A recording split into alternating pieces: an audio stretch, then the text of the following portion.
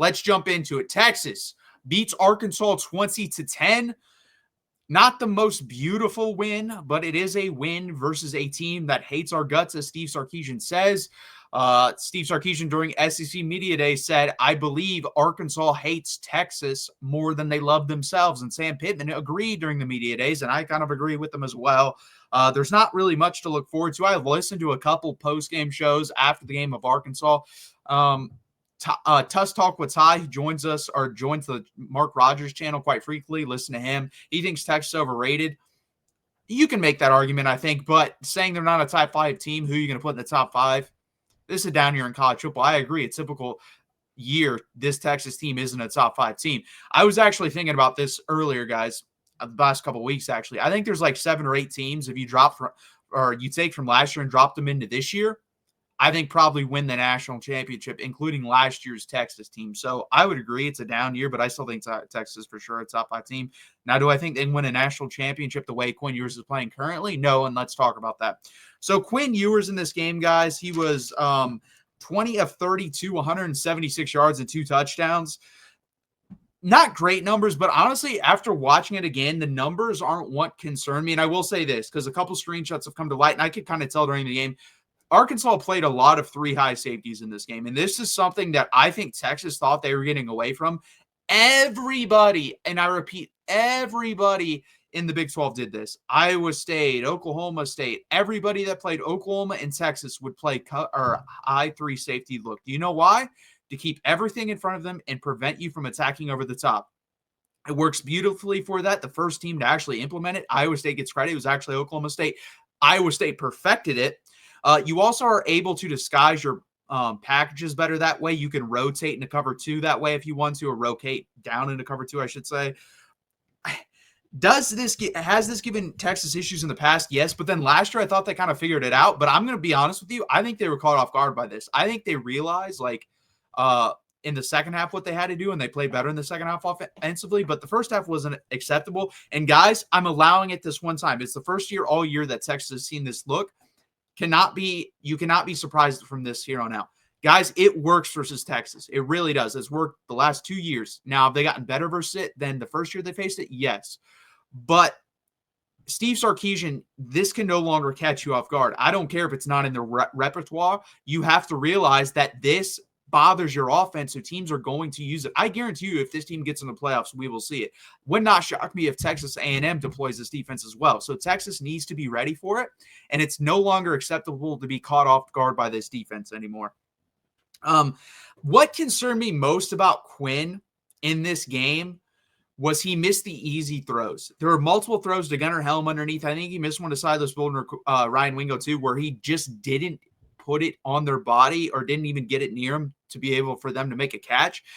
And he's usually money. 15 yards and in, guys. This guy, I think, is one of, if not the most accurate quarterbacks in football. Everything above that's going to be an issue for him.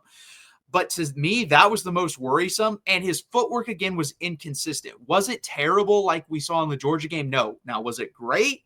No. But it definitely needs work, and we're going to see what happens with that. They still didn't change it. I thought he got sacked 3 times. I guess he didn't. Bleacher Report didn't update it, so I'm going to believe Bleacher Report ESPN. He got sacked twice. Both of them were his fault. He stepped up into the pocket on the first one when he shouldn't have. He should have stepped back into the left. He would have had time. He would have been fine.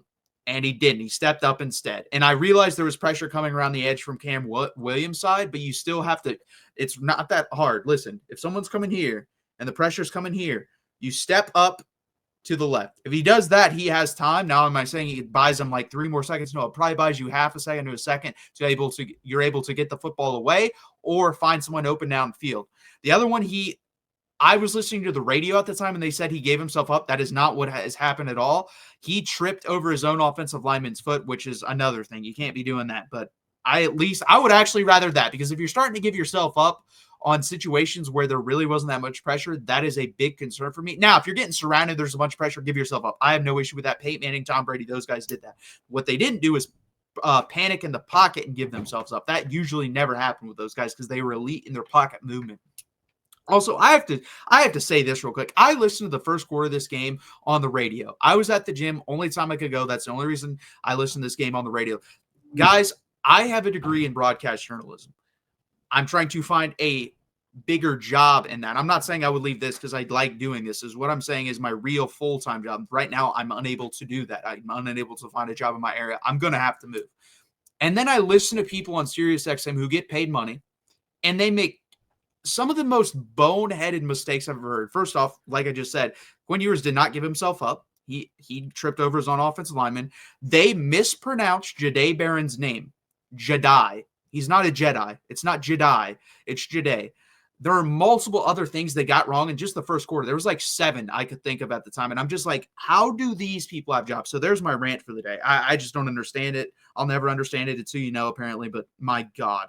But yeah, that was the most concerning thing for me was he was inaccurate on short throws. So that has to get better from Quinn Ewers, because if you're not able to hit the deep ball and you're not accurate on the short throws, that's not good. Now, do I think this is a one-off? Yes, because it's only happened this year. Even in the Georgia game, he was accurate in the short throws. He just couldn't put the ball down the field.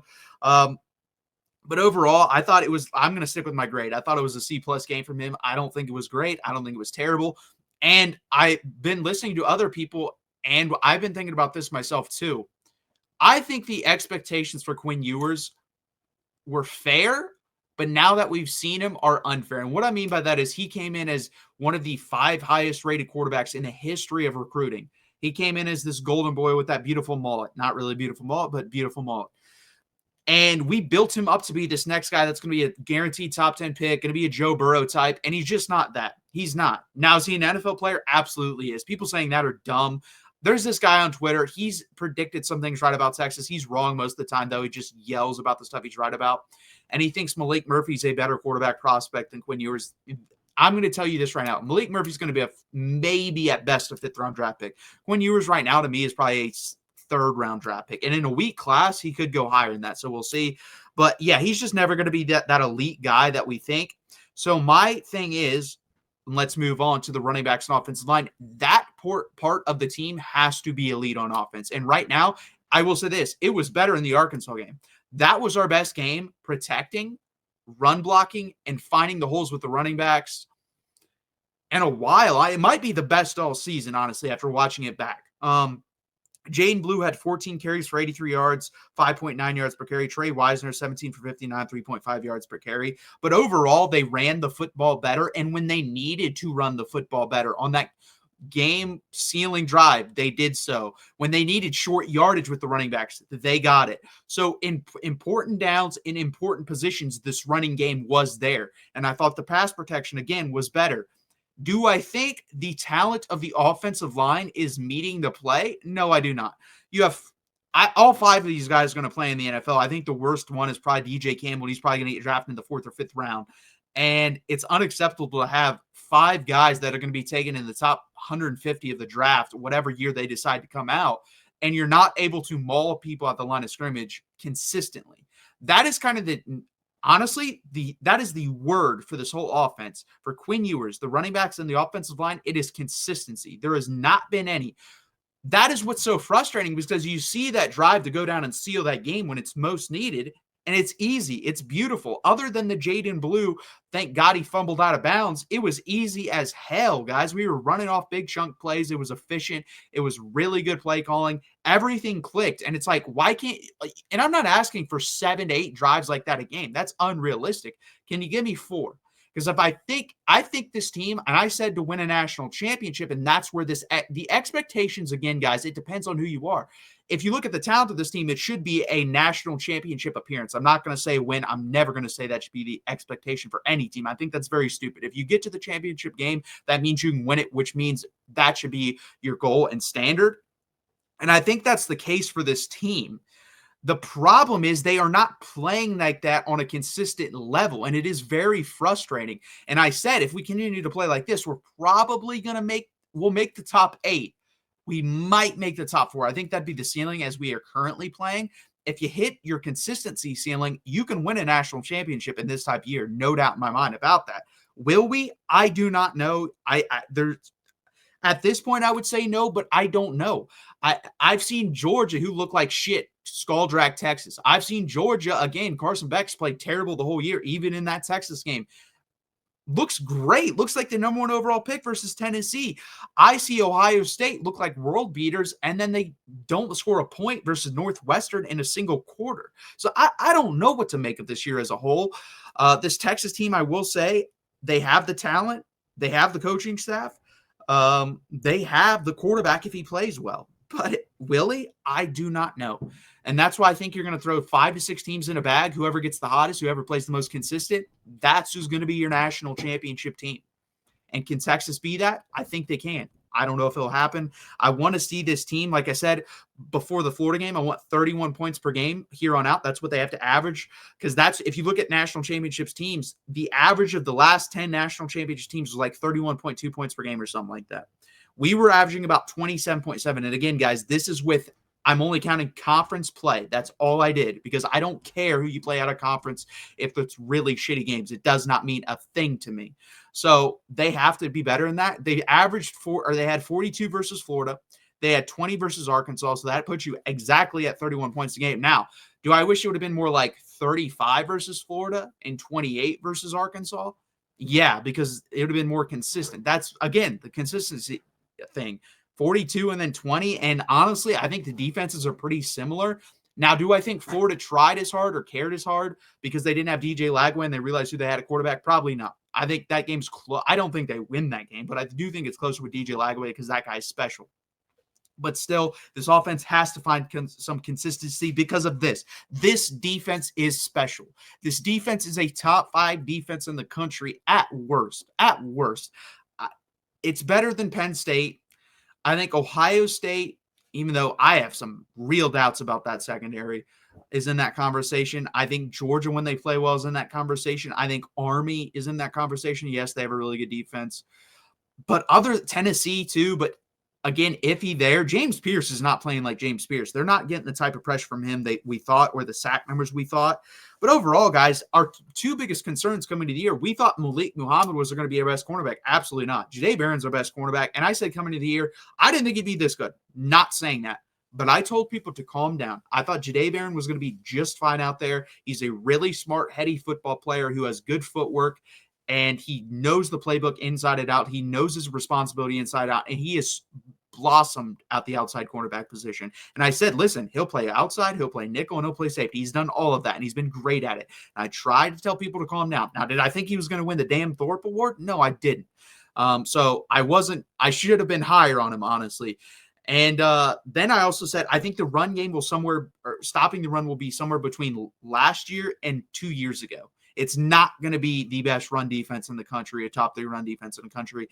And it was like 30th to 35th 2 years ago. And I think we're somewhere in the 20s this year. And it's because of this guy. Alfred Collins, guys, has made himself a world's difference with the amount of money he's made. It's insane to me how much money he's going to make. If he would have come out last year, we're talking a 4th or 5th round pick just based off of intangibles and measurements. That's all it would have been based off of. Because he was, again, kind of like the team, super inconsistent. You could see the flashes, but mostly he didn't play up to that. He is playing up to that, guys. He is the 2nd highest graded interior defensive lineman in the country. Let me say that again. He is the 2nd highest graded interior defensive lineman in the country. Last year, we had the top 2, or I think either we had number 1 and 3, or we had number 1 and 2. I forget, but it was Byron Murphy and Tavondre Sweat. We have the number 2 guy again this year. Like, phenomenal job. And then Jermaine Lole is 36. Vernon Broughton is 56. So we have 3 guys in the top 60 rotating on the inside. That's really good. And that's why we've seen us be good enough up the middle. And then I said this. I said we'll be good enough up the middle, but the edges will be special. Guys, you can go back and watch my preview. I nailed a lot of things. I told you Jonte Cook would transfer. He transferred. Hell, he transferred before the season ended. I said Matthew Golden was going to be the 2nd best wide receiver on this team. There's an argument he's the best. But yeah, I think Jahdae Barron would be this good? No. Did I think Alfred Collins would be this good? No. But I thought as a group they would be pretty damn good, and they have been on the defensive side of the ball. Colin Simmons, I think you'll see 5 to 6 sacks. He's already at 6. He's probably going to get 7 or 8, which is insane as a freshman. We're talking about guys next year. The expectation of Colin Simmons should be 8 to 10 sacks. And if Trey Moore might stick around because he's not having a quote-unquote great year. He's having a good year, but he's not having a first or second-round pick type year. I think he's a third or fourth-round draft pick, and he's a very versatile defender for us as well. He's playing all over the damn place. When we blitzed Jahdae Barron for that sack, he was out on coverage on a running back or tight end. I forget which one, but he was out in coverage like 20 yards downfield, and he was right there with them. There was no space for Taylor Green to throw that football, even if he could have. He couldn't have because Jahdae Barron was right in his grill. So overall, this defense has been phenomenal. We have the second best defensive efficiency in the country. I'm really proud of this defense. And offense, I'm just asking you to take it up a level. I don't even, honestly, reassessing about this year in college football, I think it's a down year. And when I talk about averages of national championships and 31 points a game, can you give me 28? If you give me 28, I don't think any offense in this country is putting up 29 plus points on this defense. I don't. So that's what we need here on out from the offense. Defense, you've been phenomenal. I have nothing bad to say about you. Next up, special teams, because this is important. And did I think we would be able to block punts like we did last year? No. You had Keaton Crawford, Keelan Robinson. I think they were two of the best gunners I've ever seen in my life. I don't know if Keelan Robinson's doing that in the NFL for the Jaguars, but he should be if he's not. Make total sense because they're a complete dog shit organization if he's not a gunner for them. But Burt Auburn finally 2 field goals made, so that was good. But this is going to be an issue and something we didn't get solved, and I wish we would have went in the transfer portal and solved it. Michael Kern on the year, 40.4 yards per punt. Anyone have a guess to where that ranks in the country nationally? I'll give you a guess. It's the damn last. It's last in the country yards per punt. That is, you can't get any worse. I can't say it's god-awful because I'd be 100% right. There's not even a word that I can think of that it is. It's below a pile of you-know-what. How can we not find someone that gets 42, 43 yards per punt, live in the 70s or 80s? Last year we had Ryan Sanborn from Stanford. He was phenomenal, 45.5 yards per punt, which is in the top 30 or would be in the top 30 this year in the country. I would give a lot for that.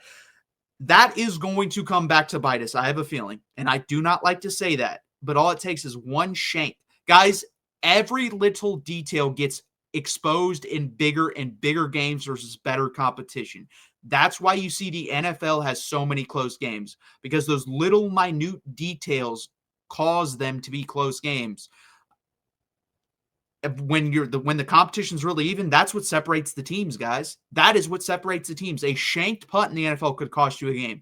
A shanked punt versus Louisiana Monroe and Colorado State, you'll just write it off. Oh, we're good. It's going to matter versus Texas A&M. It's going to matter if we get in the SEC championship game. It's going to matter if we get in the college football playoff. It's got to be better. It's got to be better. I don't know how to solve it in season. That's up to Jeff Banks, who has, and I agree, is probably the best special teams coordinator in the country. He's got to figure something out.